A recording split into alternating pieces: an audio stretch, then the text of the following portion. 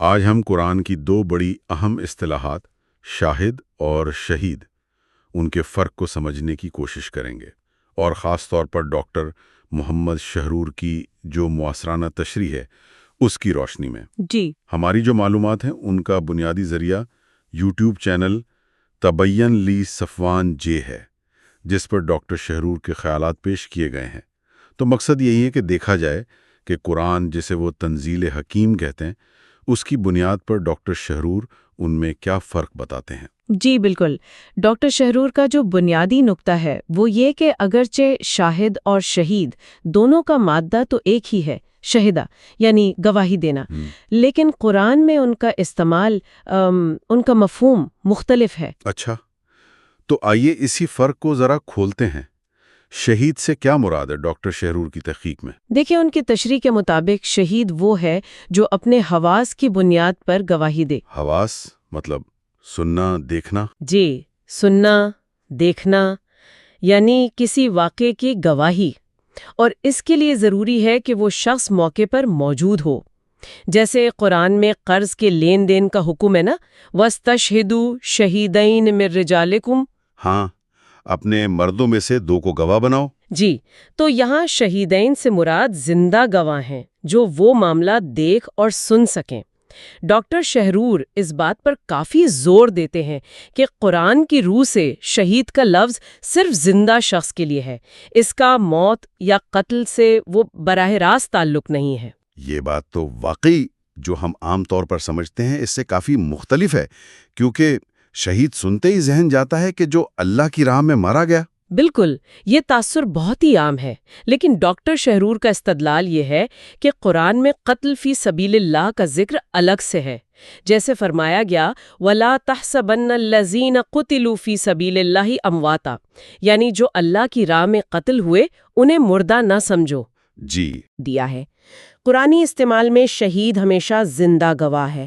ایک اور جگہ بھی آتا ہے وَلَا يُضَارُّ كَاتِبٌ وَلَا شَهِيدٌ، یعنی نہ کاتب کو نقصان پہنچایا جائے نہ گواہ کو۔ جی، یہاں بھی شہید سے مراد زندہ گواہی ہے۔ اچھا، تو یہ تو شہید کی وضاحت ہو گئی جو حواس کی بنیاد پر گواہی دے، تو پھر شاہد کون ہے؟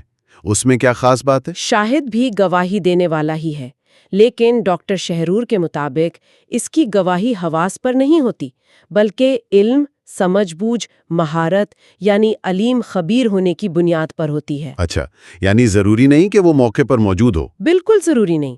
اس کی بہت اچھی مثال سورہ یوسف میں ہے، وہ جو قصہ ہے قمیص کا۔ جی جی، وَشَهِدَ شَاهِدٌ مِّنْ أَهْلِهَا۔ ہاں، اور اس عورت کے گھر والوں میں سے ایک گواہی دینے والے نے گواہی دی۔ اب دیکھیں، اس شخص نے قمیص کی حالت دیکھی، اس کا تجزیہ کیا اور اپنی بصیرت سے نتیجہ نکالا۔ وہ کوئی چشمدید گواہ تو نہیں تھا نا؟ نہیں۔ تو یہ شاہد کی مثال ہے۔ اسی طرح انبیاء کو امتوں پر شاہد کہا گیا، شاہدن علیکم، کیونکہ وہ وحی اور علم الہی کی بنیاد پر گواہی دیتے ہیں۔ بالکل، اور اہل ایمان کی دعا بھی ہے قرآن میں، فَاكْتُبْنَا مَعَ الشَّاهِدِينَ۔ بس ہمیں گواہی دینے والوں کے ساتھ لکھ لیں۔ جی، یعنی وہ جو علم اور یقین کی بنیاد پر ایمان کی گواہی دیتے۔ یہ تو واقعی بڑا دلچسپ امتیاز ہے۔ لیکن یہاں پھر ایک سوال ذہن میں آتا ہے۔ قرآن میں ایک جگہ ذکر ہے النبیین والصدیقین والشہداء والصالحین، انبیاء، صدیقین، شہداء اور صالحین ایک ساتھ۔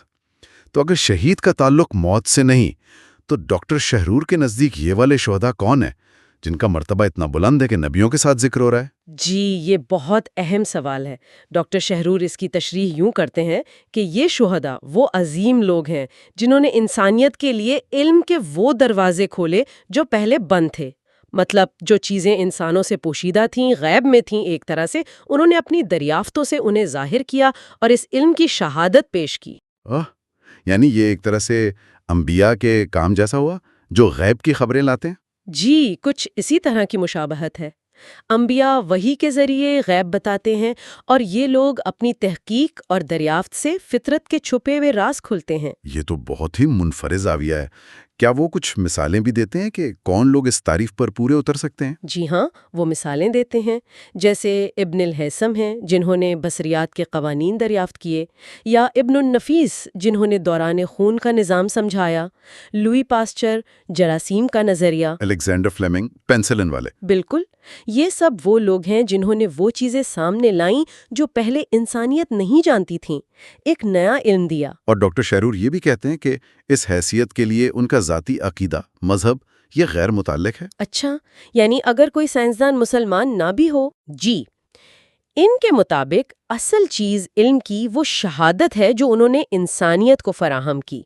وہ یہاں تک کہتے ہیں کہ جنہوں نے ایسی چیزیں بھی دریافت کیں جن کا غلط استعمال ممکن ہے، جیسے نیوکلیئر فشن، اگر انہوں نے اپنی دریافت دنیا کے سامنے رکھی، اس کے ممکنہ اثرات بتائے، تو وہ بھی علم کی شہادت دینے والوں میں شمار ہو سکتے ہیں۔ واہ! اور وہ سورۃ الزمر کی آیت کا حوالہ دیتے ہیں، وَجِیءَ بِالنَّبِیِّینَ وَالشُّہَدَاء، یعنی قیامت کے دن انبیاء اور شہداء لائے جائیں گے۔ تو وہ کہتے ہیں یہاں انبیاء کے فوراً بعد انہی علمی شہداء کا ذکر ہے۔ تو خلاصہ کلام یہ ہوا کہ ڈاکٹر شہرور کی تحقیق کے مطابق قرآن کی بنیاد پر شاہد اور شہید میں ایک واضح فرق ہے۔ شاہد وہ جو علم و بصیرت سے گواہی دے چاہے موقع پر نہ ہو، اور شہید وہ جو حواس سے زندہ حالت میں گواہی دے موقع پر موجود ہو کر۔ جی بالکل۔ اور جو شہید کا عام مطلب ہمارے ذہنوں میں ہے، یعنی جنگ میں مارا جانے والا، وہ ڈاکٹر شہرور کے مطابق قرآن کے اس خاص اصطلاحی استعمال سے براہ راست نہیں نکلتا۔ جی، یہی ان کا بنیادی موقف ہے، اور یہ نکتہ ہمیں سوچنے پر مجبور کرتا ہے کہ شہداء کا یہ جو وسیع مفہوم ڈاکٹر شہرور پیش کر رہے ہیں، جس میں صرف میدان جنگ کے مقتولین نہیں بلکہ علم و دریافت کے وہ سارے لوگ شامل ہیں جنہوں نے اپنی علمی شہادت سے انسانیت کو کچھ نیا دیا، تو اس پر غور کرنا چاہیے۔ اس روشنی میں سوچا جا سکتا ہے کہ تاریخ میں اور ہمارے آج کے دور میں بھی کون کون سی شخصیات اس قرآنی تعریف کے تحت شہداء کے زمرے میں آ سکتی ہیں۔ یہ ایک غور طلب بات ہے۔